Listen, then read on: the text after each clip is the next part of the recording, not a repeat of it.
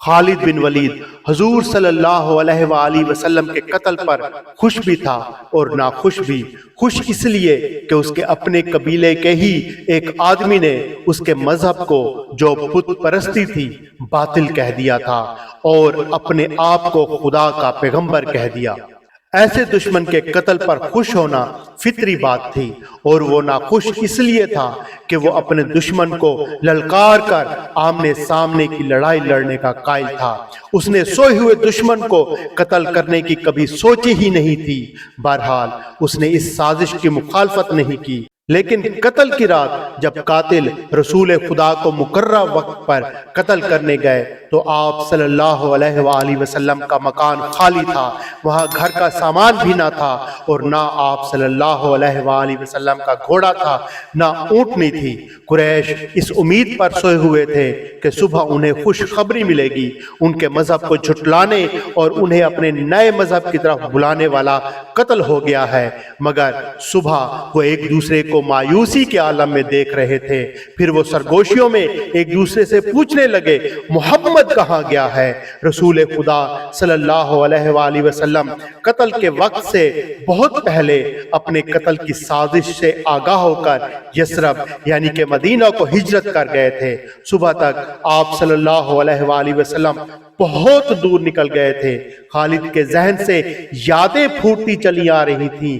ذہن پیچھے ہی پیچھے ہٹتے ہٹتے 16 برس دور جا نکلا۔ 613 کی ایک شام رسول کریم صلی اللہ علیہ وآلہ وسلم نے قریش کے چند ایک سرکردہ افراد کو اپنے ہاں کھانے پر مدعو کیا۔ کھانے کے بعد رسول کریم صلی اللہ علیہ وآلہ وسلم نے اپنے مہمانوں سے کہا، اے بنی عبد المطلب، میں تمہارے سامنے جو تحفہ پیش کرنے لگا ہوں وہ عرب کا کوئی اور شخص پیش نہیں کر سکتا، اس لیے کہ اللہ نے مجھے منتخب کیا ہے۔ مجھے اللہ نے حکم دیا ہے کہ تمہیں ایک ایسے مذہب کی طرف بلاؤں جو تمہاری دنیا کے ساتھ تمہاری آخرت بھی آسودہ اور مسرور کر دے گا۔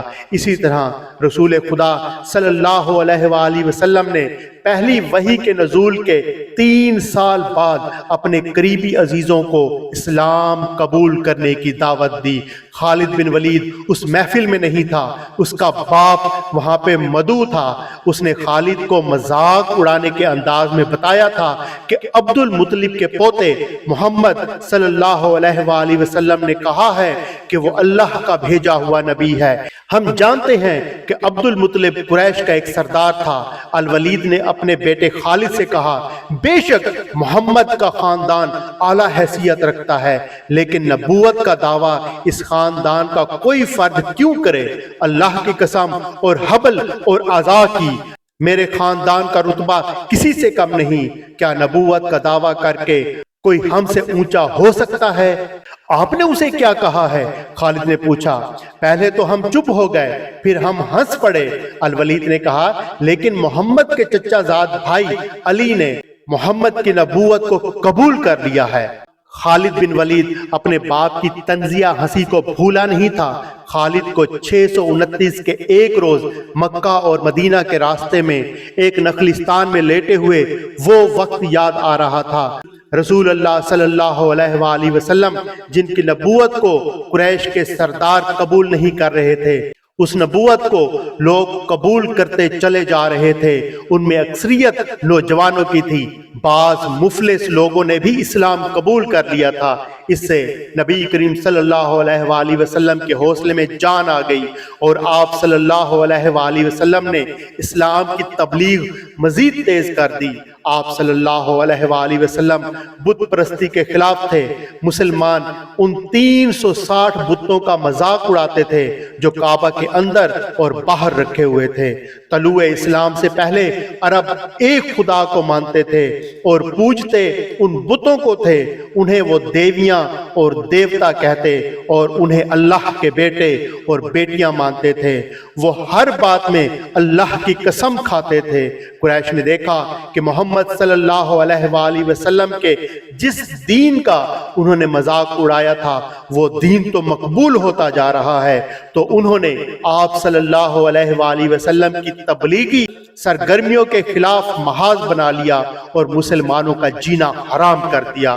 خالد بن ولید کو یاد آ رہا تھا کہ اس نے اللہ کے رسول صلی اللہ علیہ وآلہ وسلم کو گلیوں اور بازاروں میں لوگوں کو اکٹھا کر کے انہیں اسلام قبول کرنے کی دعوت دیتے اور بتاتے دیکھا تھا کہ بت انہیں نہ تو کوئی فائدہ دے سکتے ہیں اور نہ انہیں کوئی نقصان پہنچا سکتے ہیں۔ عبادت کے لائق صرف اللہ ہے، وہ وحدہ لا شریک ہے۔ رسول خدا صلی اللہ علیہ وآلہ وسلم کی مخالفت کے قائد قریش کے 4 سردار تھے۔ ایک تو خالد کا باپ الولید تھا، دوسرا نبی کریم صلی اللہ علیہ وآلہ وسلم کا اپنا چچا ابو لہب تھا، تیسرا ابو سفیان اور چوتھا ابو الحکم تھا جو خالد کا چچا زاد بھائی تھا۔ مسلمانوں پر سب سے زیادہ ظلم و تشدد اسی شخص نے کیا تھا۔ وہ جہالت کی حد تک کینہ پرور اور مسلم کش تھا، اس لیے مسلمان اسے ابو جہل کہتے تھے۔ یہ نام اتنا عام ہوا کہ لوگ جیسے اس کا اصل نام ہی بھول گئے ہوں۔ تاریخ نے بھی اس پستہ قد، بھینگے اور لوہے کی طرح مضبوط آدمی کو ابو جہل کے نام سے ہی یاد رکھا ہے۔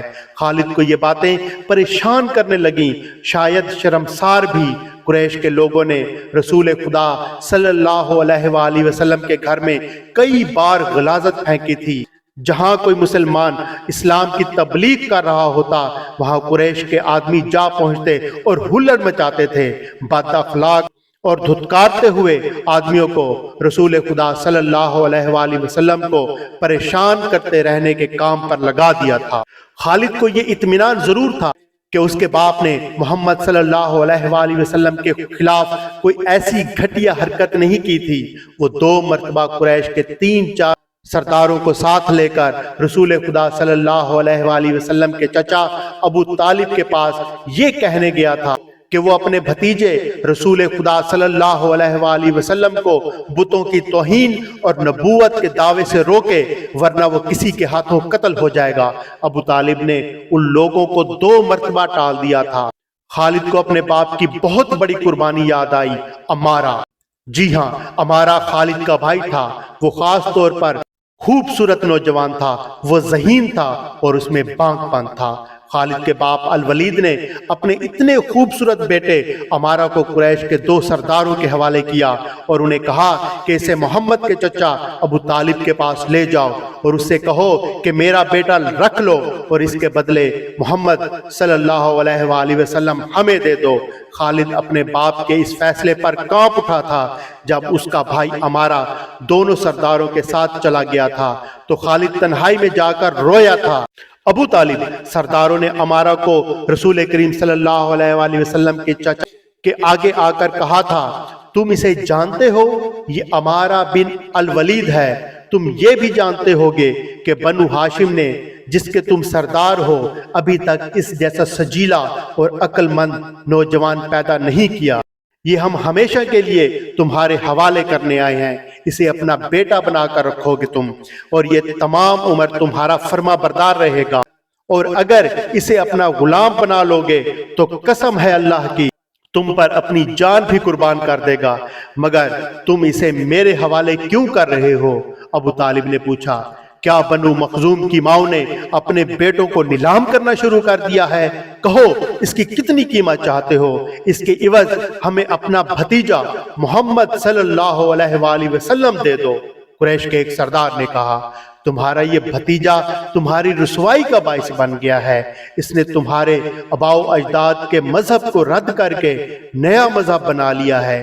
کیا تم دیکھ نہیں رہے کہ اس نے قبیلے میں آدمی کو آدمی کا دشمن بنا دیا ہے؟ تم میرے بھتیجے کو لے کر کیا کرو گے؟ قتل؟ قریش کے دوسرے سرداروں نے جواب دیا، ہم محمد صلی اللہ علیہ وآلہ وسلم کو قتل کریں گے۔ یہ بے انصافی نہیں ہوگی۔ تم دیکھ رہے ہو کہ ہم تمہارے بھتیجے کے بدلے میں تمہیں اپنا بیٹا دے رہے ہیں، یہ بہت بڑی بے انصافی ہوگی۔ ابو طالب نے کہا، تم میرے بھتیجے کو قتل کرو گے اور میں تمہارے بیٹے کو پالوں گا اور اس پر خرچ کروں گا اور اسے بہت اچھی زندگی دوں گا۔ تم میرے پاس کیسا انصاف لے کر آئے ہو؟ میں تمہیں عزت سے رخصت کرتا ہوں۔ خالد نے جب اپنے بھائی کو اپنے سرداروں کے ساتھ واپس آتا دیکھا تو سرداروں سے سنا کہ ابو طالب نے یہ سودا قبول نہیں کیا، تو خالد بن ولید کو دلی خوشی ہوئی تھی۔